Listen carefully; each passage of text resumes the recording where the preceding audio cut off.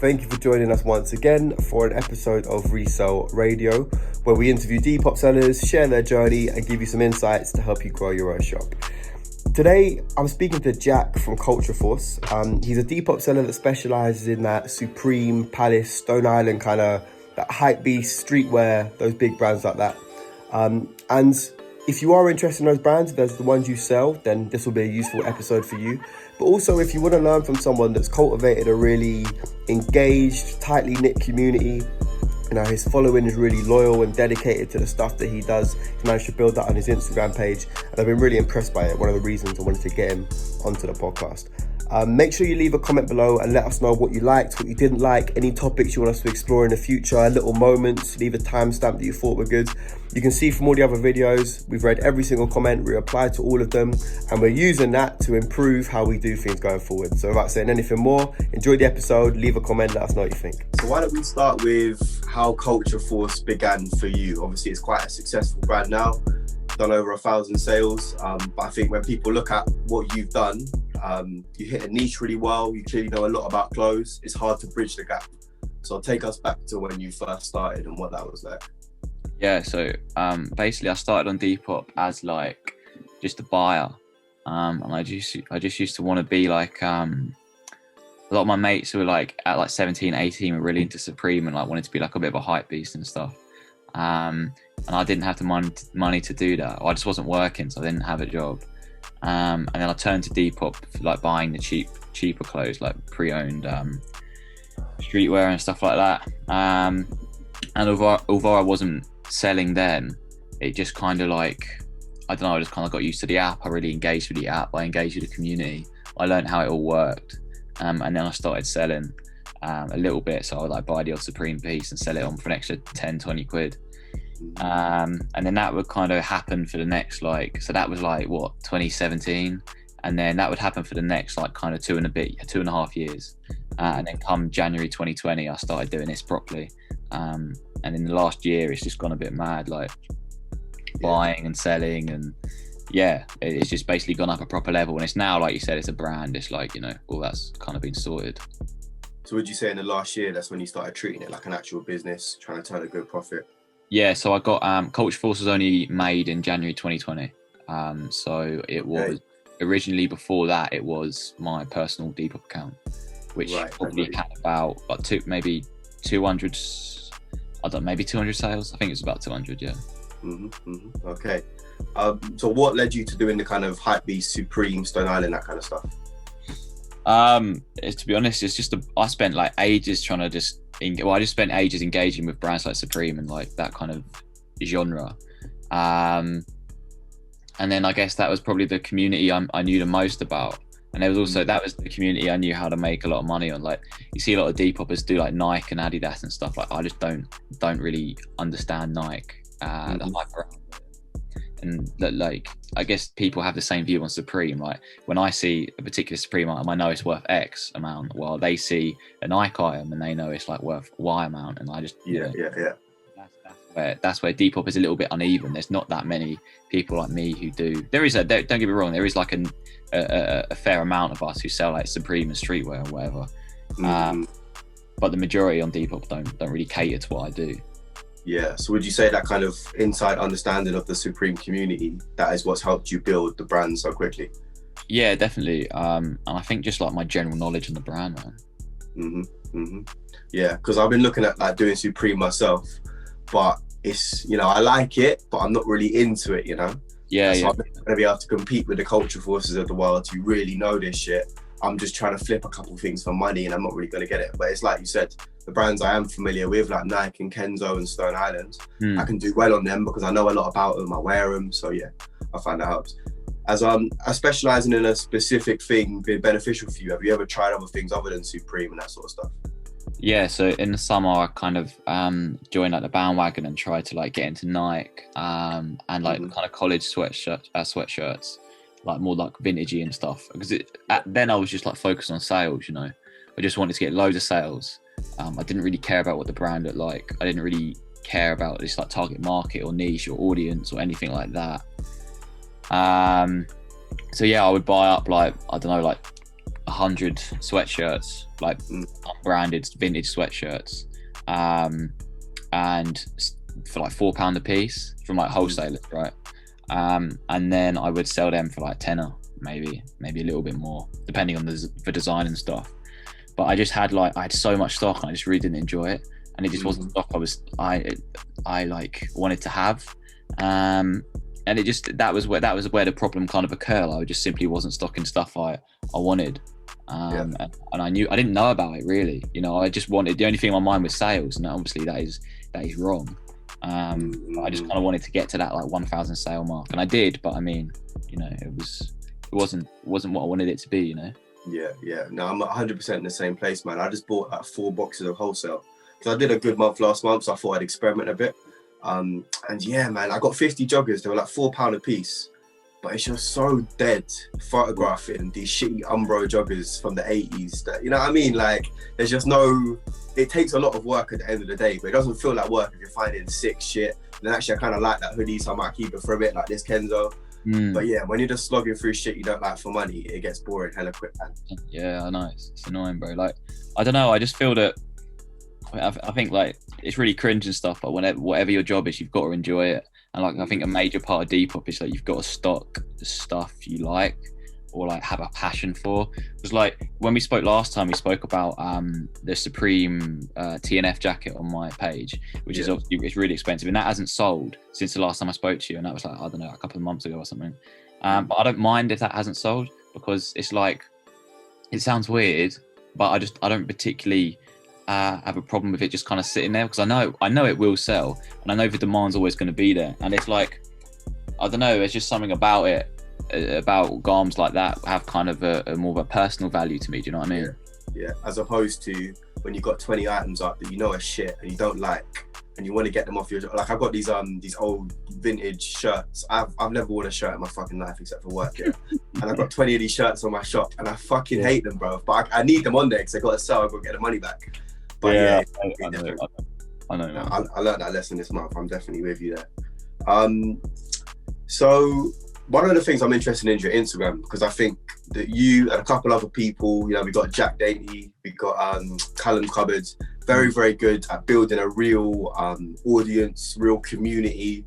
You know, it doesn't just feel like a person saying stuff to people, but people saying stuff back to you and being interested, you know. How do you think you cultivated that?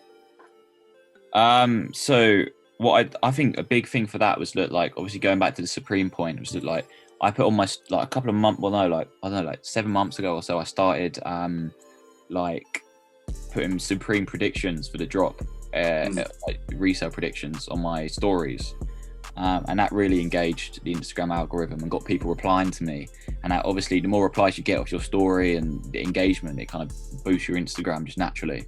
So that happened, and that helped. That conversation with individuals helped me kind of speak to, I don't know, just engage with more of an audience and speak to the people who are following me. Do you know what I mean? And that was nice, and to have that's really important. I think if you look at Jack's is a lot better than mine. Like, Jack has like a proper like die-hard community who like if you see the comments on his post, like they're not always the same people, but they're just always like, he's got like a really loyal return customer rate, I would imagine. You know, I don't know that, but I'd imagine. So he's doing bits, but Callum obviously does like he's big on TikTok and stuff. So obviously I don't do that, but that's definitely something I should look into. But yeah, like, I think just being engaged with your followers is massive. You know what I mean? Yeah, definitely. Regular content in the stories, and try and post regularly, but not too regularly. So it's like really tough to find that kind of middle ground, you know. Yeah, definitely. But you learn that through time, you know. And I think is that because you're being authentic about it, you just like Supreme, you sell it, and you're informing people. Yeah, you're not forcing it, you're just doing you, and so eventually you'll find a way to make that resonate. Whereas if you're just selling Supreme because you want other people to make money from it, after a while you're just going to give up on it. Do you know what I mean? But you're going to keep doing it regardless of whether or not people will like it, which is the best way to actually build that community, you know. 100%, mate. Yeah. So what if you could think back to when you started and where you got to now, what would you have wanted to know in hindsight? What have you learned now where you think, fuck, if I hadn't made that mistake, I would have got here a lot quicker? Yeah, so good pictures on the Depop.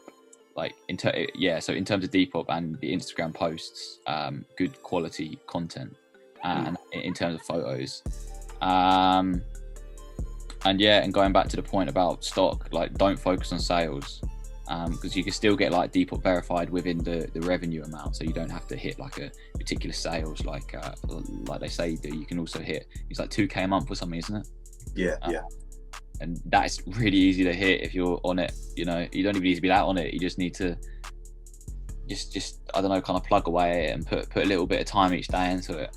But yeah, I think the main point is like, if I could change anything, it would be to take good photos earlier. Spend time on taking good photos, not just whack one good photo and the next 3 photos are like crappy photos, you know?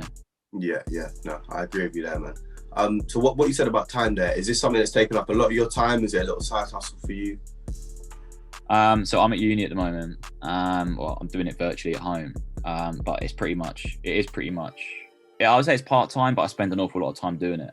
You know, like, I don't know if that makes sense, but I think you could do it. You could do it. It is essentially a side hustle or a part-time thing, but I spend an awful lot of time doing it because I like it, you know? Yeah. If I didn't like it, I could spend, I don't know, like an hour a day doing it, or less than that, 30 minutes a day doing it, make a cheap little Instagram post and then whack like 5 items up or something, you know?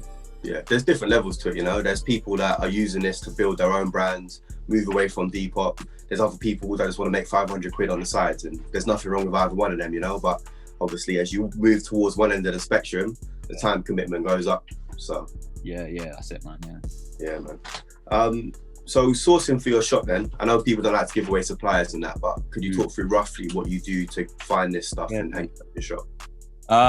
So most of my the Supreme, the Palace, the Stone Island, all that stuff is all sourced Depop or eBay or Facebook Marketplace, or a couple of like people I know like who have like huge collections might contact me like once or twice a month, and I buy like 5 of their stuff, 5 of their items. So yeah, and obviously with the wholesalers, it was just, honestly, I just tried a bunch of places, mate, and that wasn't really for me. I think I can't really give any intel on wholesalers for people who are looking to like make money off like vintage clothes, but for people who want to make money off streetwear, you just like look for bargains on Depop, on eBay, and people just trying to get like clear their wardrobe or their closet out and just make more room. And they do undersell it. And something, going back to the photo point, something that makes the item, like your item you bought from them, more valuable is the picture. So if you take good quality pictures, that puts the price up like God knows, man, like so much. 100%. The way I think about it is that like you've got the exact same jumper twice, but when someone pays £100 for something, they're not just buying the item. They're buying how well it's presented, how well it's described, how easy it is to find, how much they can trust the seller, and all those things make a £50 jumper a £100 jumper that you flip, you know. And that's how we make money, selling the exact same stuff on the same app, you know. Yeah, that's it. But yeah, I get what you're saying about the wholesalers. I've just not found any wholesalers that are good at modern-ish streetwear, you know? Callum's been lucky to find a dead stock supplier because he's the only guy I know that finds in bulk, gets like nice streetwear shit, you know? Yeah, Callum, I don't know. He'll never tell me where he gets it from, but no, he's got some good stuff, man. But like, yeah, in going back to your point in terms of the wholesalers, most of them cater towards like vintage stuff, don't they? Like, like Nike and Adidas, like 90s and like Y2K stuff. There's like, you can't buy a Supreme wholesaler. You just can't do it. It's limited. It's not mass produced, you know. Nike and Adidas obviously is. But yeah, you know, it maybe. I don't think anyone's ever going to be able to make a Supreme wholesaler or like a streetwear, like a proper streetwear wholesaler, you know. Hey, never say never, man. You don't know what's going to happen in the next couple of years. I'm making notes. Wholesale, could I maybe? We'll see, man. Yeah, maybe look into that, bro. Yeah. So what's the ambitions for Culture Force in the future now? Do you want it to be a separate brand? Do you want a shop, website? What's going on? Honestly, I've absolutely no idea. At the moment, I'm quite happy on Depop. I was verified like 6 months ago, and their support network's pretty decent. They're good to me, and obviously the fees are annoying, paying 10%, but like I'm still building it. I'm still building a lot, and I'm still building a lot of what, like the kind of stuff I want to stock, the brand, Culture Force brand, the Instagram, you know, and the community's great as well. And at this moment in my life, I don't need to do it. Do you know what I mean? I'm just maybe that's wrong, but I am just happy doing what I'm doing at the moment, you know. Yeah, that makes sense. And the good thing as well is that you're not just selling, you are building a brand. So if you do decide one day that you want to spin off, you've got a base to start off with, you know? And I was just checking yourself out there. You look alright, man. All right. Mate, last time we had the podcast, I like, because that was lockdown and I had really long hair, and I had to have like, I remember I don't know what I was doing to it, but it wasn't like this. This is how I usually like I'd style it or whatever, but like it was like I had these like weird curtains and like I had to put it back. And I was quite happy that the podcast didn't work last time. I could record it again and have a haircut in between, which is nice. Yeah, it's worked out for you nice, man. Worked out for you nice. So, you know, if we were to summarize everything then, someone's just starting their shop, they've got maybe 50, 100 sales. What would you say to them to get into a point where they had a brand that looked like Culture Force? Yeah, so quality photos, take timed photos. I don't know if you're, like, depends if they're flat laying them or hanging them or whatever, but you just gotta take really good photos. I would try and get on the explore page as much as you can, and then to do that you obviously need a really good description. You need the good photos, ironed stock. Like you can't really have any creases on your irons. Like if you spend the time to go over what the Depop kind of rules to like fit their algorithm, mm-hmm. like you can, you know, as a startup seller, they will like promote you and push you, which is cool. So yeah, I would say just stock, and also obviously stock what you love, man. Like there's no point, but don't fall into the trap like what we've done, like where we've bought like, I don't know, the kind of wrong stock, and like it's just not enjoyable, and it's not. Don't make a big commitment to that, you know. Don't spend like, I don't know, like 800 quid on like a bale from a wholesaler you've never purchased from before. You know? I really enjoyed that episode. You know, Jack's a good guy, and we obviously sell similar clothes, so it's nice to speak to another seller who operates in the same kind of niche and get his opinions on how things work. The things I picked up on, a lot of which I agree with, going for wholesale. If you're a streetwear seller, it's pretty difficult. I've not really found any modern streetwear suppliers. Pretty rare to find one wholesale. So handpicking is probably the best way to go.